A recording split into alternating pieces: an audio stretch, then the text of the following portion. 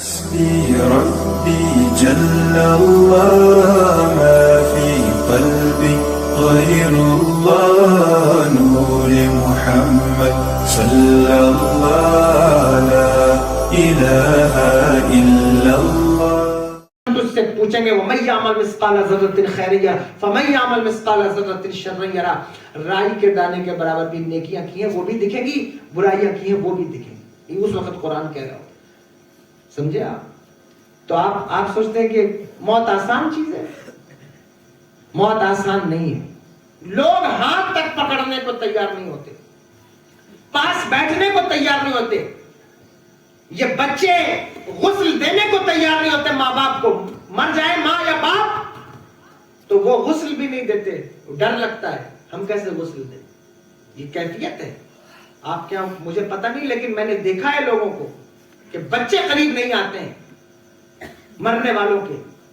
آپ اس بھروسے پر بیٹھے کہ وہ آپ کے بعد آپ کے لیے 40واں اور تیجا کریں گے کہ مر جاؤں گا تو میرے لیے حج کریں گے. کتنے لوگ کووڈ میں مرے, بتاؤ ان کے قبروں کے نشان تک کیا تمہیں معلوم ہے؟ بھول گئے, فراموش کر دیا. کون یاد رکھتا ہے؟ کس کو اتنی خبر ہے؟ پے فاتحہ کوئی آئے کیوں, کوئی 4 پھول چڑھائے کیوں. میں تو بے کسی کا مزار ہوں, جو کسی کے کام نہ آ سکے میں وہ ایک مشت غبار ہوں. کون یاد رکھے گا تمہیں؟ کون یاد رکھے گا؟ لوگ جو ہے وہ دین دھرم بھول گئے, تمہیں یاد رکھیں گے؟ بھول جائیں گے یہ لوگ تمہیں.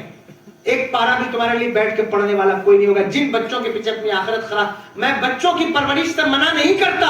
خوب پرورش کرو, خوب کماؤ, خوب بزنس کرو. میری تقریریں ہیں اس پر کہ اس وقت مسلمانوں کے لیے بزنس کتنا ضروری ہے اور بزنس کا کون سا طریقہ اختیار کرنا چاہیے, دیکھ لینا. میں بزنس کے خلاف نہیں ہوں, لیکن میں اس بات کے خلاف ہوں کہ بزنس کے چکر میں اگر اپنی آخرت کو خراب کر رہے ہو, بزنس کے چکر میں روزوں کو ترک کر رہے ہو, نماز کو چھوڑ رہے ہو, بزنس کے چکر میں اگر دین کو فراموش کر کے آگے بڑھ رہے ہو تو تم سے بڑا بے وقوف کوئی نہیں ہے. بزنس مین تو وہ ہوتا ہے جو بزنس میں فائدے کا سودا کرے, اور دنیا میں اللہ اکبر آخرت سے بڑا فائدے کا سودا اور کوئی نہیں ہے. یہ دنیا تو آخرت کی کھیتی ہے. تم آخرت کے لیے جو کر سکتے ہو وہ کر لو, تمہیں اس کا بدلہ آخرت میں ملے گا, آخرت میں ملے گا. یاد رکھنا, یہ تمہارے لیے کچھ نہیں کریں گے, کچھ نہیں کر رہے. یہ تو چندہ, یہ بھی چندہ کر رہے ہوتے تمہارے بعد. میرے ابا کے لیے حضرت 10 پارا آپ دیجئے, 5 پارا آپ دیجئے, 2 پارا. ساری زندگی چندہ کرنے والوں کو ٹوکنے والوں. یہ بھی تو غور کرو. لوگ تم مدرسے کے لیے چندہ کرتے ہیں, تو اپنے باپ کے لیے چندہ کرتا ہے. میں اس سے منع نہیں کرتا, یہ اس جملے کو پکڑنا مت. میں انکاری نہیں ہوں, بلا شبہ پڑھواؤ حافظوں سے, قاریوں سے, میں منع نہیں کرتا. لیکن میں تمہاری غیرت سے مخاطب ہوں کہ تم بتاؤ, وہ باپ جو ساری زندگی تمہیں کھلاتا رہا, پلاتا رہا, تمہیں بیٹھاتا رہا, جھلاتا رہا, اس کے لیے بیٹھ کے پڑھتے کیوں نہیں 4 پارے؟ تم بھی تو پڑھو. تمہیں فکر نہیں؟ تم تو مستیوں میں باہر بیٹھتے ہو, وہ بھی مدرسے کے بچے پڑھتے ہیں تو غنیمت ہے. 2 روپے آپ لیجیے, 4 روپے آپ لیجیے, آپ پڑھ دیجیے. تو آپ کیوں نہیں پڑھتے؟ آپ کیوں نہیں پڑھتے؟ آپ بھی بیٹھ کر پڑھو. باپ تو تمہارا تھا, دادا تمہارا تھا, اتنی بڑی پراپرٹی چھوڑ کے گیا, گھر چھوڑ کر گیا, کیوں نہیں پڑھتے؟ یاد رکھو, یہ میں تمہاری غیرت سے خطاب کر رہا ہوں. اور اگر بری لگے میری بات تو میرے آقا حضور غوث الاعظم فرماتے ہیں, لوگوں نے کہا حضور آپ بہت سخت بات کرتے ہیں. کیوں سخت بات کرتے ہیں؟ فرمایا لوگوں کے دل زنگ آلود ہو گئے ہیں. اگر سخت بات نہ کی جائے تو ان کا زنگ چھوٹے گا کیسے؟ اگر بات سخت لگے تو مجھے معاف کرنا, لیکن نشتر جو لگاتا ہے وہ دشمن نہیں ہوتا. میں تم سے صرف اتنا کہنا چاہتا ہوں کہ مسلمانوں ذرا خبر تو لو, ذرا فکر تو کرو. کس کے پیچھے بھاگ رہے ہو, کہاں بھاگ رہے ہو, کتنا کماؤ گے اور کما کے کہاں لے جاؤ گے؟ قبر میں کوئی الماری نہیں ہے, کفن میں کوئی جیب نہیں ہے, موت کا فرشتہ کوئی رشوت نہیں لیتا. کہاں لے کر جاؤ گے یہ پیسہ, کیا کرو گے؟ مرتے وقت کوئی تمہارے ساتھ نہیں آئے گا. جن رشتہ داروں کے چکر میں, اولاد کے چکر میں تم نے آخرت کو ترک کیا ہے, یہ تمہارا ہاتھ بھی نہیں پکڑیں گے. لیکن خدا کی قسم, اگر تم نے اپنا ہاتھ غوث الاعظم کے ہاتھ میں دیا ہے, اگر اپنا ہاتھ غریب نواز کے ہاتھ میں دیا ہے, تو واللہ وہ پہنچیں گے, فریاد کو پہنچیں گے. اتنا بھی تو ہو کوئی جو آہ کرے دل سے, وہ سنیں گے, آئیں گے. سچا ہاتھ دے کے دیکھو, سچے قادری بن کے دیکھو, سچے قادری بنو, سچے, جھوٹے قادری مت بننا. دیکھو قادریوں, تمہارا تو مقدر ہے اللہ اوپر کہ تم قادری ہو. سچے قادری بنو, सच्चे कादरी। हुजूर गौसुल आजम की निस्बत से जलसा है गालिबन। एक बात, हुजूर गौसुल आजम का फैजान छा रहा है महफिल पर, अल्लाह कादरियत का रंग गालिब करे। बस ये बात, ये एक ही बात के सच्चे कादरी बन जाओ, मैं गुफ्तगू खत्म कर रहा हूं। सच्चे कादरी बन जाओ, बेड़ा पार हो जाएगा तुम्हारा, काम हो जाएगा। लेकिन सच्चे कादरी बनना, सिर्फ जबान से कादरी मत बनो। कादरी वो होता है, कादरी वो होता है, पहले तो इंसान बनो, फिर मुसलमान बनो, उसके बाद सुन्नी बनो, उसके बाद जो है वो कादरी बनो, उसके बाद कादरी बनो। समझ रहे? तो आप ये अगर आप सच्चे कादरी बन गए तो फिर आपकी तरक्की। कादरी वो होता है जो हर रोज तरक्की करता है। कादरी वो है जो हर दिन उरूज पाता है। कादरियों का कोई दिन जो है वो बराबर नहीं है। हर दिन कादरियों का वजन बढ़ता जाता है, हर दिन कादरियों की मंजिलें आगे बढ़ती जाती है, और हर दिन ये तरीका जो है वो मेरे इमाम ने नहीं कहा, जान है इश्क मुस्तफा रोज फजू करे खुदा, जिसको हो दर्द का मजा नाज़े दवा उठाए क्यों।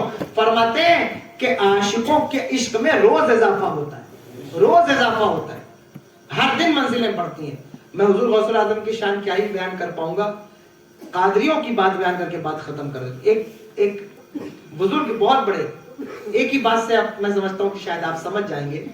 बहुत बड़े बुजुर्ग हजरत अब्दुल रहमान तफसौजी रहमतुल्लाह तआला अलैह, बाज़ लोग उनको नेहाबंदी कहते, तो बहुत बड़े बुजुर्ग, वो अपनी मजलिस में बैठे थे, और अपनी मजलिस में बैठे बैठे, जब अपनों में इंसान बैठता है ना, तो कुछ बातें दिल की होती हैं, खुली बातें होती हैं। जैसे हम यहाँ बैठे आपके सामने, तो चंद बातें हो रही हैं। आमतौर पर हम लोग जलसों में ऐसी बात तो नहीं कर पाते, तो लोगों की रिक्वायरमेंट होती है कुछ और बात कीजिए। तो अपनी महफिल में बैठे थे, बैठे उन्होंने एक बात कही, अल्लाह का शुक्र अदा करते हुए, तहदीस नेमत के तौर पे, अल्लाह के वली थे। उन्होंने कहा कि इस वक्त मेरे जैसा वली कोई नहीं। ये बात उन्होंने की अपनी महफिल के अंदर। तो उनकी महफिल में कादरी भी बैठे थे, हुजूर गौसुल आजम के मुरीद थे, अल्लाह अकबर, वो बैठे हुए थे। तो जब हजरत अब्दुल रहमान तफसौजी ने ये बात की, तो वो जो कादरी फकीर बैठे थे वो उठ के खड़े हो गए, और उन्होंने अपनी चादर को उतार के फेंक दिया और कहा कि आप कहते हैं आपके जैसा वली कोई नहीं, ये जमाना हुजूर गौसुल आजम का है, ये जमाना हुजूर गौसुल आजम का है। आप कहते हैं आपके जैसा वली कोई नहीं, तो आप मुझसे मुकाबला करें, मुझसे मुकाबला करें। बहुत तवज्जो, कहा मुझसे मुकाबला करें। तो जब हजरत अब्दुल रहमान ने देखा, अल्लाह के वली थे, उन्होंने देखा तो फरमाया कि वाकई तेरा पीर बहुत बड़ा है, वाकई तेरा पीर बहुत बड़ा है, इसलिए कि मैं देख रहा हूं कि तेरे बदन के एक एक रोए से नूर निकल रहा है। ये कादरियों की शान है, ये कादरियों की शान है कि तेरे बदन के एक एक रोए से नूर निकल रहा है। ये कादरियों की शान है। आप अपनी जिंदगी पर गौर कीजिए। आप कहते हैं हम कादरी, रातों दिन पढ़ते कादरी कर, कादरी रख, कादरियों में उठा, कदर अब्दुल कादर कुदरत नुमा के वास्ते। लेकिन आप गौर तो कीजिए, जिसके बदन के एक एक रोए से नूर निकल रहा हो, दुनिया उससे नफरत कैसे कर सकती है? लोग आपसे नफरत क्यों कर रहे हैं? आप समझते हैं कि हमारे जुब्बा, दस्तार, दाढ़ी, टोपी की वजह से लोग हमसे नफरत करते हैं? खुदा की कसम ऐसा हो नहीं सकता, क्योंकि ये मेरे हुजूर का लिबास है, ये मसनून है। हुजूर के लिबास से कोई नफरत कर नहीं सकता। जो लोग नफरत करते हैं वो आपके चेहरों पर आया होने वाली गुनाहों की नहुसत से नफरत करते हैं, इन चीजों से नफरत नहीं करते। कादरियों के बदन से नूर निकलता है, उनको जो देखता है वो उन्हीं का हो जाता है। कहते हैं कि मैं आपके देख रहा हूं कि आपके बदन से नूर निकल रहा है, आप ये चादर ओढ़ लीजिए। फरमाया नहीं, मैं उस वक्त तक चादर नहीं ओढ़ूंगा जब तक इस बात का फैसला नहीं हो जाता कि आप कहते हैं आपके जैसा वली कोई नहीं। कादरी थे तो मुरीदों को ये बात बुरी लगी। जाहिर है कि जब इस जमाने में बुरी लगती है तो उस जमाने में कितनी बुरी लगती होगी, तो वो बुरी लगी, जाहिर है। लेकिन पीर के सामने उस वक्त मुरीद भी मुअद्दब होते थे। अब तो पीर साहब खामोश होते हैं, मुरीद पहले गुफ्तगू करता है। ये मैंने शुरुआत में कहा कि अब उस्ताद खामोश बैठता है, शागिर्द आगे गुफ्तगू करता है। पीर खामोश होता है, मुरीद ही मैदान संभाल रहे होते हैं। तो ये नहीं है, पीर अगर मौजूद है तो फिर अदब ये है कि वो खामोश हो। तो उनके मुरीद खामोश थे क्योंकि पीर साहब हाजिर थे, खामोश थे। लेकिन बात बुरी लगी तो हजरत अब्दुल रहमान तफसौजी ने कहा कि मैं गुजारिश करता हूं अपनी चादर ओढ़िए।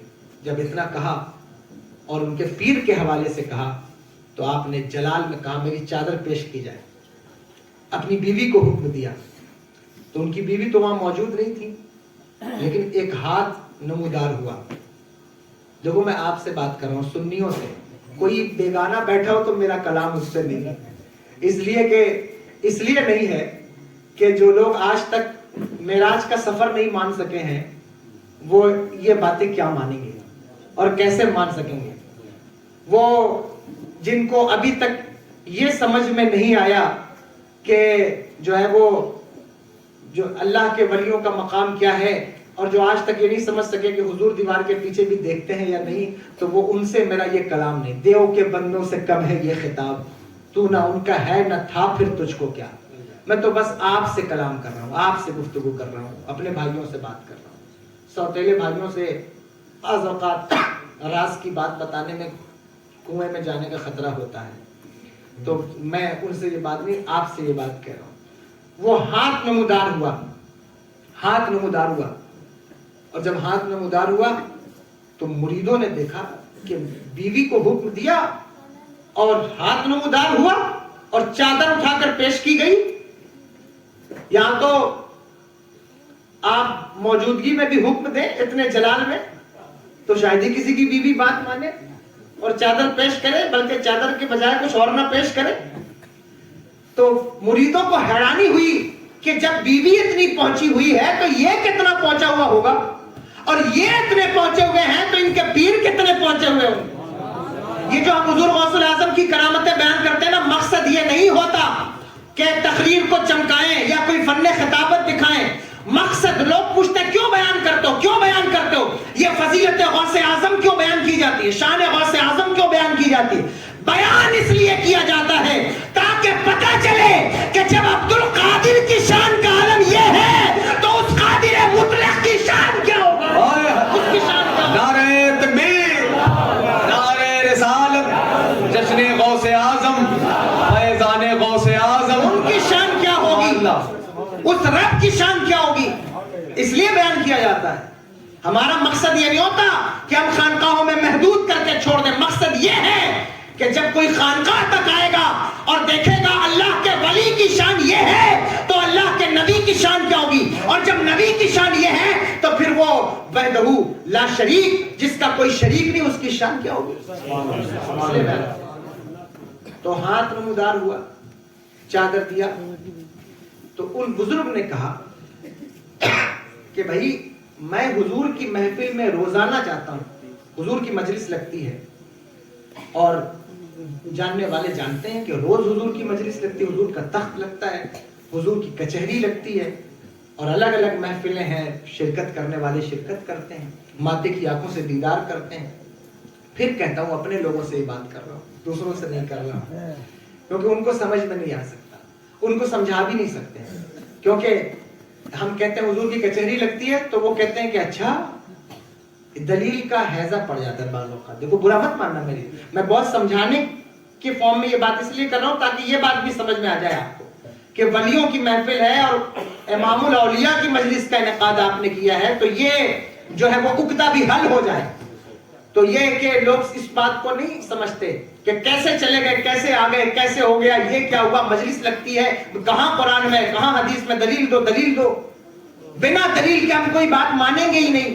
ہم نے کہا اچھا جب ہارٹ اٹیک آتا ہے اور ڈاکٹر کہتا ہے کہ تجھے اٹیک آیا ہے تو دلیل کیوں نہیں مانگتا کہ پہلے دلیل دو کہ مجھے اٹیک آیا ہے یا نہیں. یہ ڈاکٹر سے بڑھ کر کے کون لوٹنے والا ہوگا, اس پر اعتبار کیسے کر رہے تھے, پہلے اس سے دلیل مانگ کہ مجھے بتا کتاب سے کون سی وینس بلاک ہوتی ہیں, کون سی نظر بلاک ہوتی ہیں تو اٹیک آتا ہے, دلیل دے تو میں مانوں گا کہ اٹیک آیا ہے. برین ہیمریج ہو جائے تو پہلے دلیل مانگ کہ دلیل دو کہ مجھے ہیمریج ہی ہوا ہے, ہو سکتا ہے کوئی گیس چڑھ گئی ہو جس کی وجہ سے دماغ کام نہ کر رہا ہو, ثابت کر. نہیں دلیل مانگتے, کہتے ہیں دلیل مانگیں گے تب تک زندگی ختم ہو جائے گی, اس لیے دلیل. تو میں کہتا ہوں تجھے زندگی عزیز ہے, جان عزیز ہے, تو تو دلیل نہیں مانگتا. ہمیں ایمان عزیز ہے تو ہم اللہ کے ولیوں سے دلیل نہیں سبحان اللہ. ہم دلیل نہیں مانگتے, ہم کتنی دلیلیں مانگیں اور کتنی دلیلوں کو جانیں. ہم نے تو اپنے نبی کو نہیں دیکھا, صحابہ کو نہیں دیکھا, تو پھر دلیل کی بات کیا. خدا کی